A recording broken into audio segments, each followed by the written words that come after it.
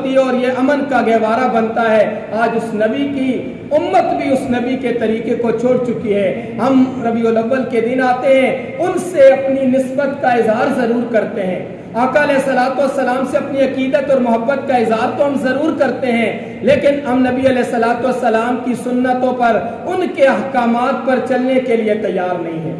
آج ہمارا رویہ بھی اپنے دین کے ساتھ وہی ہے کہ پہلی قومیں بھی آپ علیہ السلام پر اعتراض کرتی تھیں، آپ تو نشانیاں ہی نہیں لاتے، آپ تو معجزات ہی نہیں لاتے، تو اب کون سے معجزات لانے ہیں؟ ہر آدمی اپنی مرضی کا معجزہ مانگتا تھا، اور اگر معجزہ آ جاتا تو پھر بھی ایمان نہیں لاتے تھے۔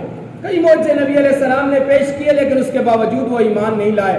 آج ہم بھی کہتے ہیں کہ ہمارے سامنے تو قرآن حدیث حق بیان کرنے والا کوئی نہیں ہے۔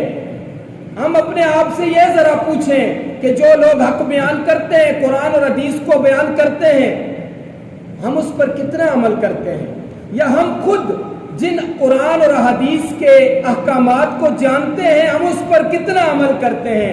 اصل میں ہم عمل کرنا نہیں چاہتے، اور ہمارے لیے بھی ہم بھی وہی اعتراض گھڑتے ہیں، ہم بھی وہی اعتراض کرتے ہیں کہ جو ہم سے پہلی قوموں نے کیا تھا۔ یہ کوئی معجزات ہی نہیں لاتا کہ جس کو ہم مانیں اور اس پر ایمان لائیں، تو اصل میں وہ ماننا نہیں چاہتے تھے۔ آج ہم اپنی عشق اور محبت کا اظہار آقا علیہ السلام سے کرتے ہیں، لیکن نبی علیہ السلام کے کتنے احکامات ہیں جو ہمارے علم میں ہیں، ان پر ہم چلنے کی کوشش نہیں کرتے۔ ہم اپنی خواہش کے مطابق چاہتے ہیں کہ ہمیں حکم بتایا جائے۔